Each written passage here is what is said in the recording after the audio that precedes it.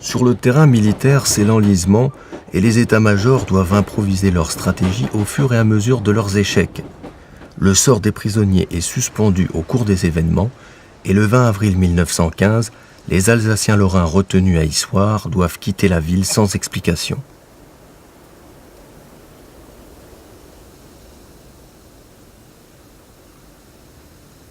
La nature avait changé d'aspect depuis Issoire. Il faisait bien plus chaud et la végétation était fort avancée. On remarquait qu'on était dans le Midi avec ses vignes, ses oliviers, arbres que je voyais pour la première fois.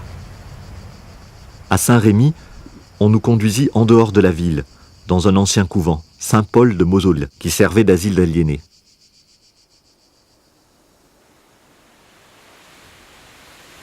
Nos chambres étaient d'anciennes cellules monacales, assez grandes, chacune destinée à 5 hommes. Nos pensées étaient loin d'être roses.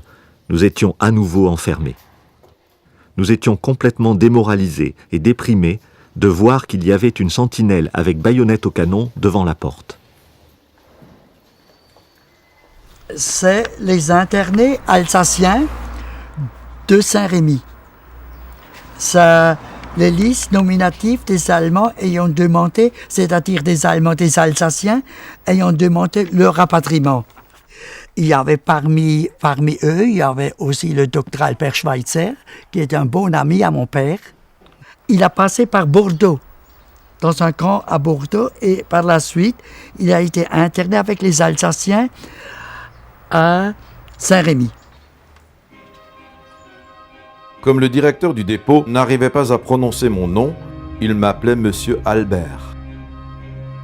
Lorsque j'entrais pour la première fois dans la vaste pièce du rez-de-chaussée, où nous avions la permission de nous tenir pendant la journée, sa laideur et ses murs vides me semblèrent familiers.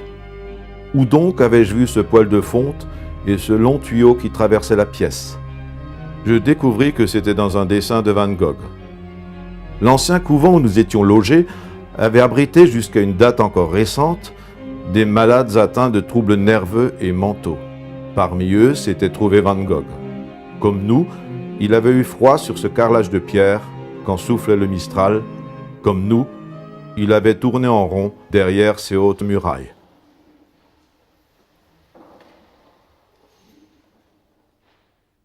Petit à petit, le dépôt se remplit.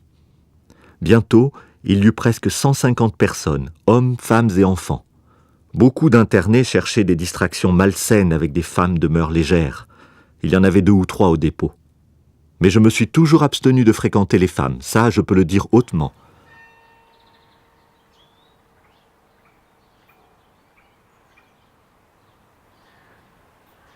Ma femme et moi nous écrivions très souvent. Nous numérotions chacune des cartes postales afin de voir s'ils s'en perdaient en route.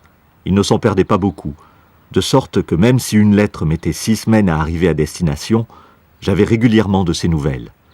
Mais nos lettres étaient censurées. J'appris ainsi plus tard que les Allemands avaient un jour convoqué ma femme parce qu'ayant lu dans une de mes cartes que je m'étais acheté un costume de velours, ils pensèrent que j'avais revêtu l'uniforme français. Nous nous écrivions donc en évitant tout sujet qui pourrait être mal interprété. Le soir, je m'isolais dans ma chambre pour mettre au propre mes notes et rédiger mon journal.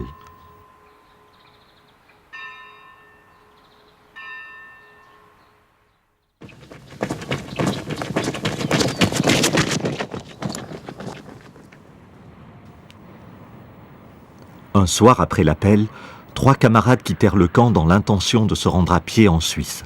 Ils marchèrent pendant toute la nuit, passant par plusieurs localités.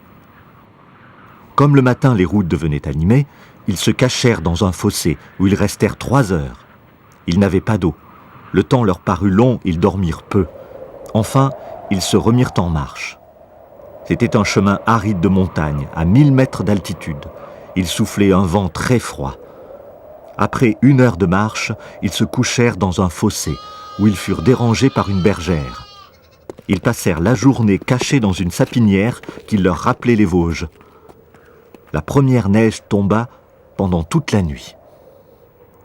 À la frontière des départements des Basses-Alpes et de la Drôme, ils crurent reconnaître un gendarme. Ils se cachèrent dans la broussaille, mais furent éventés par un gros chien qui les obligea à se sauver en sautant dans un petit torrent.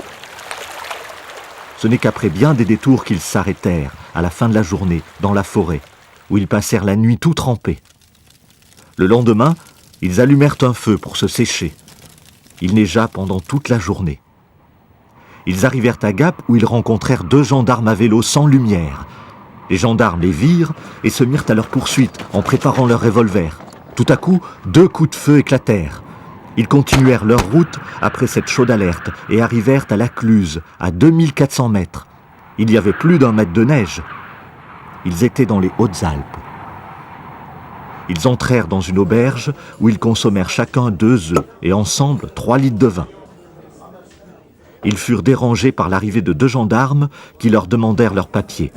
Ils montrèrent leur carte d'identité du dépôt. Cela n'a pas suffi aux gendarmes, qui les arrêtèrent.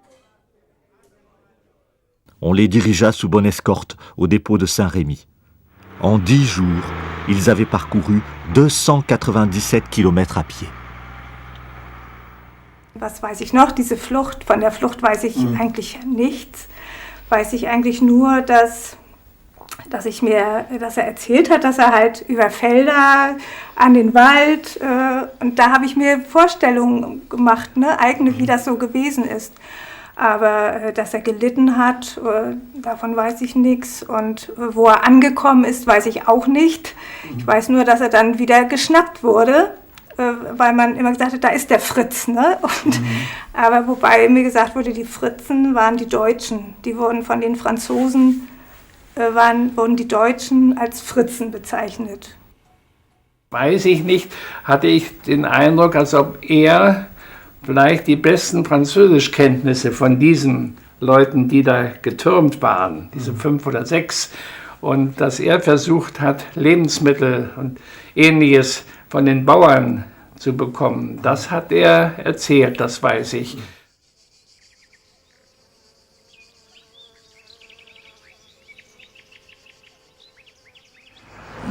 Ma mère, elle a pu le rejoindre à fin 1917 pour le camp de Saint-Rémy, avec son fils. Elle a dit, je veux partager le sort de mon mari. Ils pouvaient faire la cuisine eux-mêmes, la nourriture, et les dames ont pu sortir à Saint-Rémy pour faire des achats, pour acheter la nourriture nécessaire, puisque l'argent ne leur manquait pas, puisqu'ils ont eu la paye. Ils faisaient des jeux de toutes sortes. Ils ont fait beaucoup de la sculpture, surtout sur bois d'olivier, que mon père a fait en captivité. 1917, c'est ça là. Là, c'est de 1915. Là, c'est 1916. Voilà.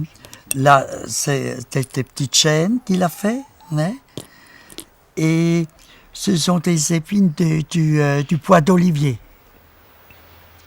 Et puis, ils ont fait des promenades. Hein? Bon, des promenades toujours gardées par des militaires. Hein? Ces militaires ont vu que ce sont des gens bien. Et ils n'ont même pas compris qu'on les interne. Hein? Et ils ont laissé leur fusil à la maison. Ils l'ont seulement accompagné. Hein?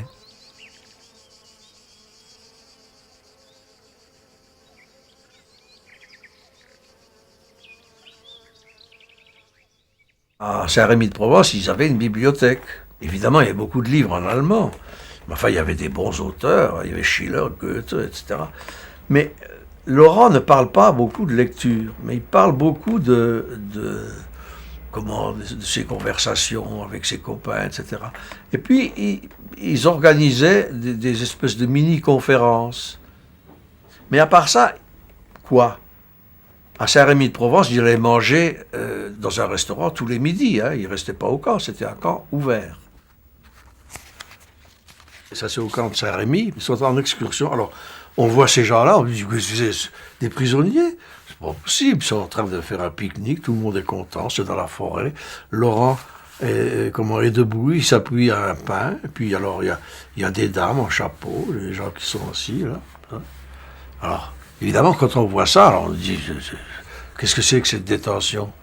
Hein? Oui, parce qu'il y avait des problèmes aussi entre entre détenus. Parce que certains le voyaient écrire. Et alors ils se méfiaient de gens dont ils pensaient qu'ils étaient germanophiles. Il avait peur. Quand j'avais le cafard, mes idées étaient très sombres, et plus d'une fois je souhaitais mourir. Quand j'étais dans cet état, mes camarades venaient me relever le moral.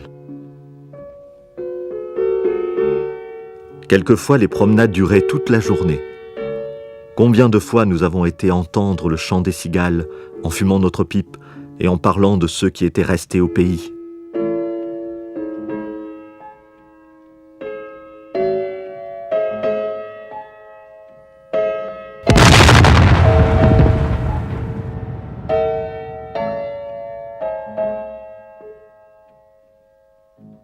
L'année 16, au fond, c'est, si l'on peut dire, l'apogée, le triste apogée de la Grande Guerre.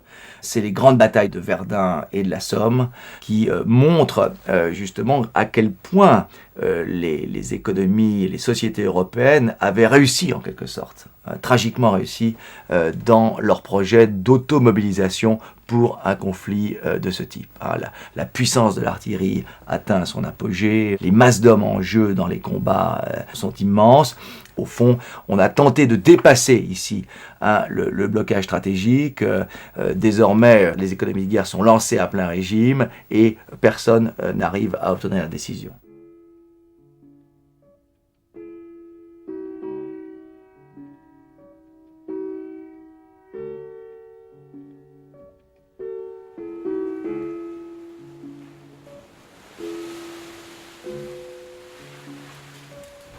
En avril 1916, on parlait beaucoup dans les journaux de rapatriement par voie d'échange.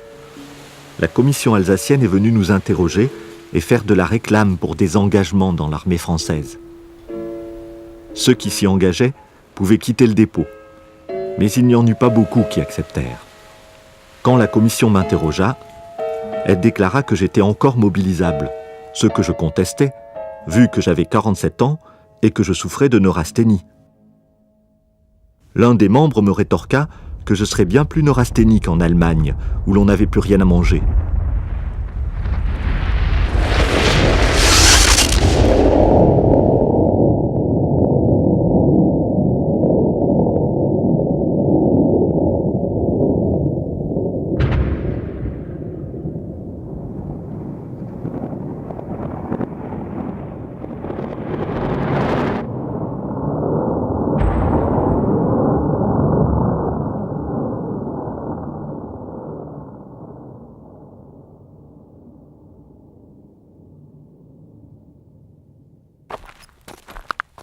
« 900 hommes tués chaque jour dans les deux armées. Les soldats ne sont que des pions aux mains des autorités. Les otages, eux, sont une monnaie d'échange dont personne ne sait quoi faire. Sans aucune explication, leurs conditions d'internement changent à nouveau. Et le 11 avril 1917, les Alsaciens lorrains sont transférés sous escorte militaire à Viviers-sur-Rhône, en Ardèche. » Le camp où nous nous trouvions était l'ancien grand séminaire, un bâtiment de 4 étages. Fritz Albert et moi faisions notre popote ensemble avec 3 autres camarades. Il n'y avait pas encore de cantine. Il fallait éteindre à 9h du soir, mais les camarades restaient toujours jusqu'à 10h dans ma chambre.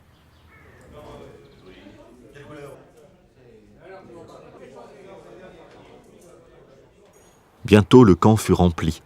Il y avait 220 hommes, 16 femmes et 42 enfants. Beaucoup de camarades travaillaient en dehors du camp, comme agriculteurs. Viviers, c'était encore fermé. Mais lui, il a quand même eu une permission. Il est allé travailler, enfin, entre guillemets, chez un notaire. Mais alors, il était très inquiet. Parce que si on apprenait qu'il travaillait, il ne serait plus payé. Parce qu'il faut dire une chose, c'est que tous les fonctionnaires étaient payés par l'Allemagne. Alors, par les instituteurs, les greffiers, les juges, etc., les postiers, toutes les femmes touchaient le salaire et envoyaient de l'argent par la Suisse à leur mari. Eux, matériellement, ne souffraient pas. C'était les paysans qui souffraient, ou les gens qui n'avaient absolument rien. C'est pour ça que, quand il y avait des corvées, François Laurent fait faire des corvées par des jeunes là, qui n'avaient aucun revenu, puis il les paye.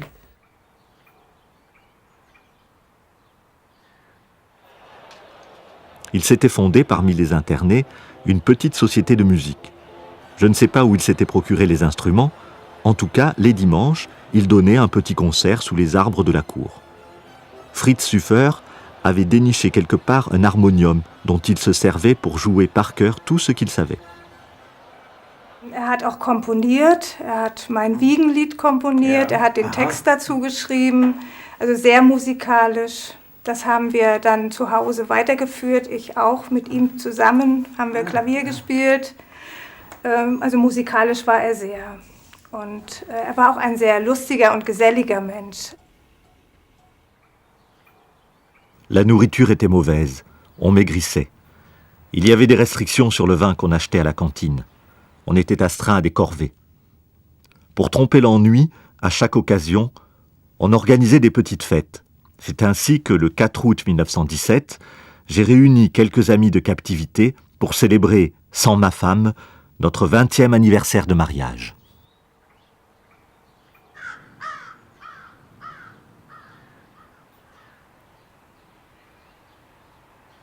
À aucun moment, la carte de guerre n'a été suffisamment défavorable à un des adversaires pour qu'il envisage d'abandonner la partie. Mais sur le front occidental, qui est le front décisif, là où se joue la poursuite ou l'arrêt de la guerre, au fond, chacun des belligérants a toujours continué de penser que la situation lui permettrait d'aboutir à la paix par la victoire. Et que par conséquent, il n'était pas rentable d'essayer d'aboutir à une paix par la négociation. Et dans les négociations directes qui ont eu lieu pour des problèmes précis, c'est-à-dire en particulier le problème des échanges de prisonniers, ces négociations ont lieu grâce à des intermédiaires qui vont voir la délégation française, qui vont voir la négociation allemande, mais personne ne peut se parler directement. Et le fait que, c'est très symbolique, le fait qu'on ne puisse pas se parler entre Français et Allemands en temps de guerre, révèle au fond la profondeur du fossé de haine, du fossé de sang qui sépare les belligérants. Le 23 août 1917, ceux qui se sentaient malades furent invités à se faire inscrire pour constater si la maladie pouvait donner droit à un rapatriement en Suisse. C'est ainsi que le 20 octobre 1917, je fus dirigé en Suisse pour neurasthénie. Des camarades qui avaient déjà été rapatriés nous avertirent que les effets étaient visités à fond à la frontière française et qu'on enlevait l'or, les photographies et la correspondance. Je décidai donc de brûler mon journal que j'avais tenu journellement depuis hier. Dans la nuit du 24 au 25 octobre 1917, nous devions enfin quitter la France pour Hayden en Suisse. On était sous contrôle allemand et il était strictement défendu de parler français. Nous y sommes restés d'octobre 1917 à mars 1918. Enfin, le 14 mars 1918, nous fûmes transférés à Haguenau et j'eus le bonheur de revoir ma femme et ma fille.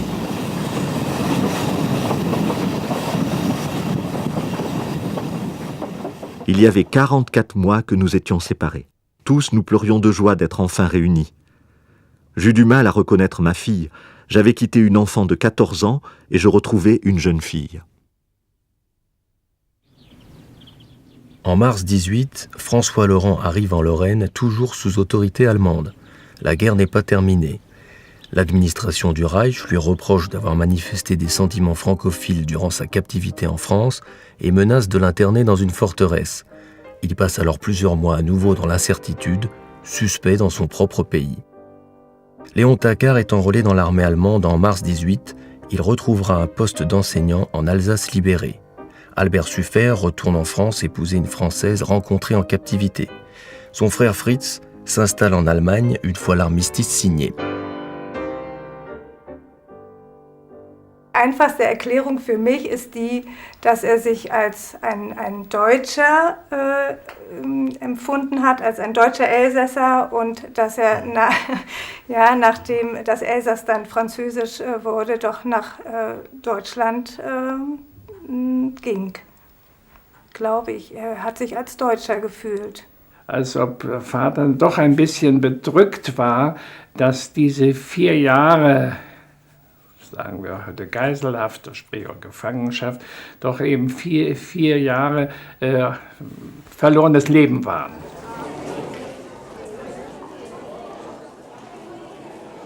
Il faut attendre 1927 pour qu'une commission parlementaire vote un budget de 3 millions de francs afin d'indemniser les internés civils alsaciens lorrains embarqués par l'armée française.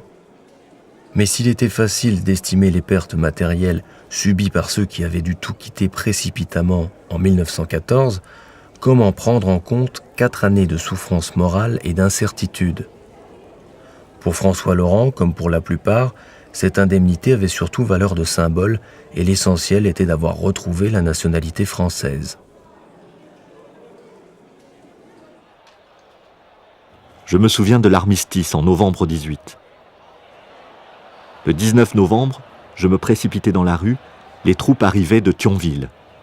Toute la population était tellement émotionnée de voir les bleus horizons au lieu des Feldgrau que c'est à peine si on pouvait parler. On pleurait de joie, mais les cris de « Vive la France » furent rares. Ce n'est pas qu'on ne voulait pas, on ne pouvait pas. Ce jour-là, j'ai pardonné de tout cœur le mal qu'on m'avait fait en France.